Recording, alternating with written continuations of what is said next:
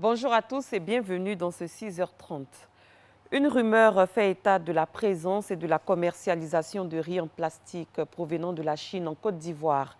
Cette rumeur a été démentie par le ministère du Commerce, de l'Artisanat et de la Promotion des PME au cours d'une conférence de presse.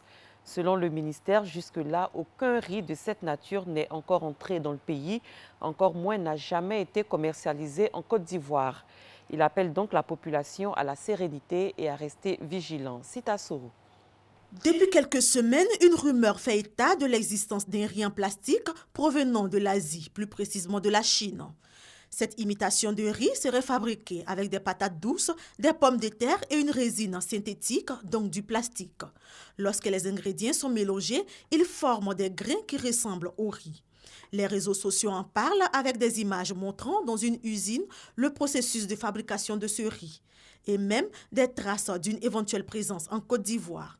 Face à une telle rumeur, le ministère du Commerce, de l'Artisanat et de la Promotion des PME a procédé à plusieurs tests sur le riz. Les résultats ne démontrent aucune présence de riz en plastique en Côte d'Ivoire. Des prélèvements ont été effectués et l'ensemble de ces actions ont permis, je dirais, de faire un important nombre de prélèvements sur l'ensemble du territoire national. Et à ce jour, je tiens à vous l'annoncer de manière officielle qu'aucune de ces allégations de riz en plastique n'a été découverte sur le territoire national en Côte d'Ivoire et sur le marché du riz en Côte d'Ivoire. Notre département ministériel procède depuis 1 an, en collaboration avec le groupement des importateurs de riz de Côte d'Ivoire, le JIDARCI, dans le cadre d'un protocole d'accord, à un contrôle systématique des importations sur tous les types de riz importés en Côte d'Ivoire, et ce, à la suite de l'alerte qu'on avait connue également sur les réseaux sociaux portant sur du riz toxique qui était donc déversé sur les marchés d'Afrique de l'Ouest. Un soulagement pour les consommateurs qui affichent leur satisfaction après ces résultats. Vraiment, nous avons assisté à toutes les étapes en tant que responsables des consommateurs. Et nous avons été convaincus qu'il n'y a pas de riz qui contient des plastiques sur le marché en Côte d'Ivoire. C'est un soulagement et je rassure à mon tour l'ensemble des consommateurs, en même temps d'être vigilants, mais de consommer ce riz, ça ne contient pas de plastique. Selon la direction de la métrologie, du contrôle de la qualité et de la répression des fraudes, pour reconnaître un tel riz, il est suggéré, entre autres, d'immerger les grains dans un bol d'eau. Si ces derniers flottent, il s'agit d'un faux riz. On peut également faire cuire quelques grains dans une poêle. S'ils sont en plastique, ils fondront sous l'effet de la chaleur. Le Conseil des ministres a décidé il y a une semaine du plafonnement des prix du logement social à 12 500 000 francs hors taxes et celui du logement économique à 23 millions de francs CFA hors taxes. Comment les acteurs apprécient-ils cette décision gouvernementale? Des éléments de réponse avec Francis Boifou. Construction des logements sociaux et économiques en Côte d'Ivoire. Le projet s'étend sur toute l'étendue du territoire. L'opération lancée par le gouvernement devrait permettre aux Ivoiriens économiquement faibles d'avoir un toit. Sur le terrain, le prix unitaire des maisons pose problème. Je suis allé sous la de Bassam, sous la de Alépé, sous la de Dabou, mais les prix sont trop. Ils parlent dans les 13 à 14, 15, 16 millions, alors que normalement ça doit être peut-être 10 à 12 millions, ça peut aller peut-être. L'État décide de réglementer le prix en tenant compte des attentes des candidats au logement et des besoins des promoteurs immobiliers. Ce décret fixe le prix maximum de vente des logements à caractère économique à 23 millions de francs CFA, hors taxes, et celui des logements à caractère social à 12 500 000 francs CFA, hors taxes. C'est des seuils qui sont fixés, en dessous desquels, évidemment, les constructeurs ou les promoteurs peuvent bénéficier de facilités fiscales. C'est un début de solution à l'accessibilité du logement social. Je salue très bien la mesure et j'ai pris que le gouvernement suive ça à la lettre. La Chambre nationale des promoteurs immobiliers agréés de Côte d'Ivoire apprécie la décision du plafonnement du prix unitaire du logement social à 12 500 000 francs CFA et à 23 millions pour le logement économique. Au-delà de la prise de ce décret par l'État que nous trouvons vraiment salutaire, il faut maintenant que les clients ou les futurs clients puissent avoir des crédits auprès des banques. Donc l'action des banques doit se traduire par l'octroi des crédits pour ceux qui ont des comptes en banque, évidemment à des taux de sortie qui n'excèdent pas les 5,5% sur une durée d'au moins 15 ans. Évidemment, ceux qui n'ont pas de compte dans les banques, qui sont dans le secteur informel, ceux-là, l'État doit imaginer en fait une sorte de fonds de garantie pour que cela soit soutenu auprès des opérateurs immobiliers ou auprès des éventuels financiers.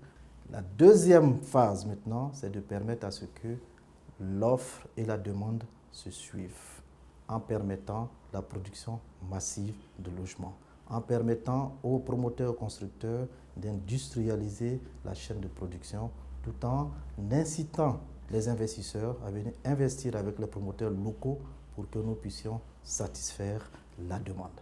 Des suggestions qui pourraient aider à combler le déficit de logement en Côte d'Ivoire. Il est de 50 000 maisons par an. En santé, la fistule obstétricale est une maladie invalidante qui se manifeste par des fuites incontrôlées de sel et d'urine liées à plusieurs causes. Au moins 2 millions de femmes souffrent de ce mal en Afrique subsaharienne, un mal qui peut guérir par une intervention chirurgicale. Le témoignage de certaines femmes dans ce reportage. Même simple boisson, même tu n'avais on dit que boisson, il goûte. Je sais que tu bois, ça me crée des problèmes. La vie de Sarah a littéralement changé. Aujourd'hui, c'est une femme normale qui ne se sent plus honteuse dans la communauté.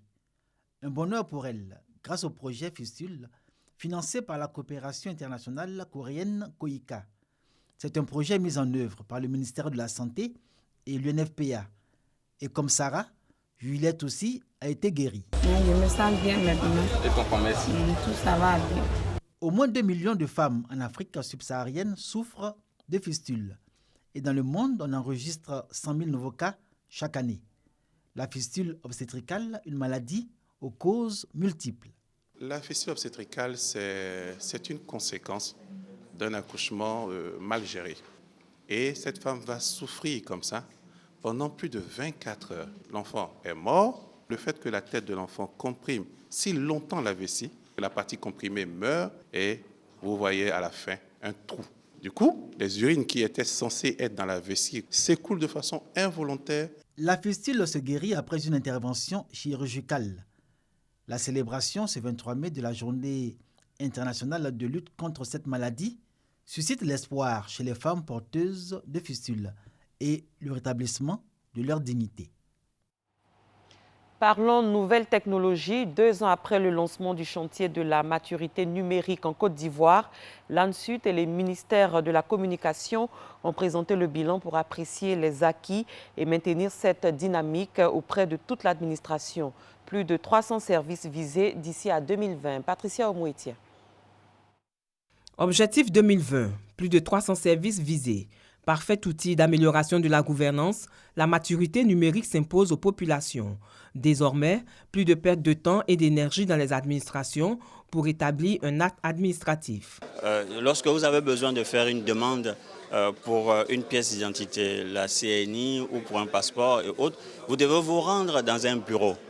Aujourd'hui, c'est de faire en sorte que cette démarche-là, vous puissiez la faire à travers votre téléphone mobile ou un ordinateur simplement. Le projet e-Gouv a été lancé pour accélérer le développement. 2 ans après, quelques administrations, notamment l'éducation, la santé, l'emploi et le tourisme, sont touchés. L'objectif, c'est de dématérialiser la totalité de la relation entre l'administration et le citoyen. Nous en sommes capables, puisque l'inventaire a été fait de tous ces services. Je crois savoir qu'il y en a à peu près 300. À la fin de cette année, si le calcul a été bien fait, nous devrions être à 145. Poursuivre donc la marche vers l'utilisation le moins possible du papier. Le projet avance, mais beaucoup reste à faire. La Côte d'Ivoire fait un grand effort, mais il y a toujours des lacunes qui existent. Et une des lacunes, c'est le contenu des sites web. Je pense qu'on a besoin de plus d'informations, plus de services en ligne. Le coût d'accès est un peu élevé. Et si ça présente une barrière pour l'accès au net, ça va aussi créer des problèmes. La finalité de tout cela, c'est que le citoyen ait accès à l'information. Si nous n'arrivons pas à y mettre des contenus qui répondent aux besoins des citoyens, nous n'aurons pas véritablement atteint nos objectifs. Les différents acteurs perçoivent le potentiel du numérique comme facteur de développement des entreprises. Les secteurs des télécommunications et informatiques sont clairement en avance. L'objectif majeur est de toucher plus de 300 entreprises d'ici 2020. Je vous donne à présent lecture de ce communiqué. Le ministre de l'Emploi et de la Protection sociale porte à la connaissance des populations vivant en Côte d'Ivoire qu'en application du décret numéro 2011-371 du 4 novembre 2011, modifiant et complétant l'article 2 du décret numéro 96-205 du 7 mars 1996, déterminant la liste et le régime des jours fériés, le jeudi 25 mai 2017, jour de l'Ascension, est déclaré jour férié et chômé sur toute l'étendue du territoire national.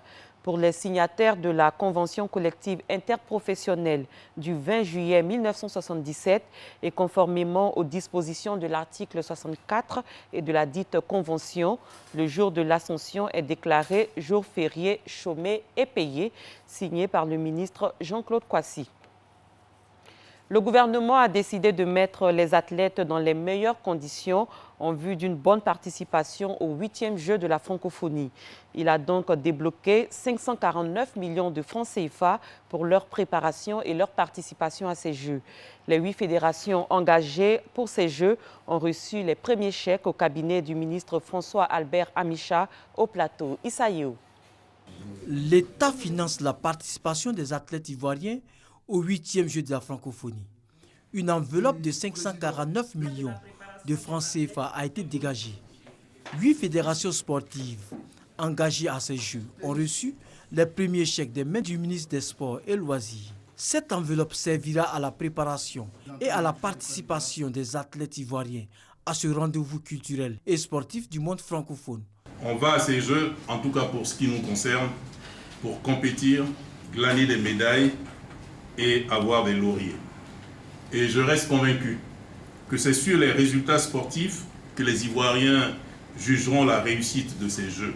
Les bénéficiaires, par la voix de leur porte-parole, Ango Isaac, président de la Fédération ivoirienne de judo, saluent le geste du gouvernement. Nous venons de recevoir les sommes importantes pour préparer ces Jeux-là. Je voudrais prendre l'engagement au nom de toutes les fédérations, les 8 fédérations sportives qui vont participer à ces Jeux-là, l'engagement de faire en sorte que la Côte d'Ivoire, au sortir de ces Jeux de la francophonie, puisse avoir la tête haute, être des dignes représentants de l'État de Côte d'Ivoire pour que le peuple ivoirien ne dise pas qu'on a encore jeté de l'argent par la fenêtre. La délégation ivoirienne, composée de 240 personnes, compte 137 athlètes et une quarantaine d'encadreurs. La préparation des athlètes va se faire en 2 phases. La première, dite préparation externe, a lieu du 15 mai au 2 juillet et la deuxième, interne, se fera du 3 au 18 juillet prochain. À l'étranger, les policiers anglais ont annoncé avoir identifié l'auteur de l'attentat perpétré lundi à Manchester à la fin d'un concert de la chanteuse américaine Ariana Grande. Il s'agit d'un homme de 22 ans nommé Salman Abedi. L'organisation État islamique a revendiqué l'attentat via son agence Amaq. Le dernier bilan est de 22 morts et de 59 blessés. La police britannique retient la piste de l'attentat suicide. La campagne électorale pour les élections législatives a été suspendue. Le président américain Donald Trump est arrivé hier soir à Rome, première étape de sa visite européenne depuis son arrivée à la tête des États-Unis. Il rencontre aujourd'hui le pape François au Vatican. C'est la fin de ce 6h30. Merci de l'avoir suivi. Très bon début de journée à tous et à toutes.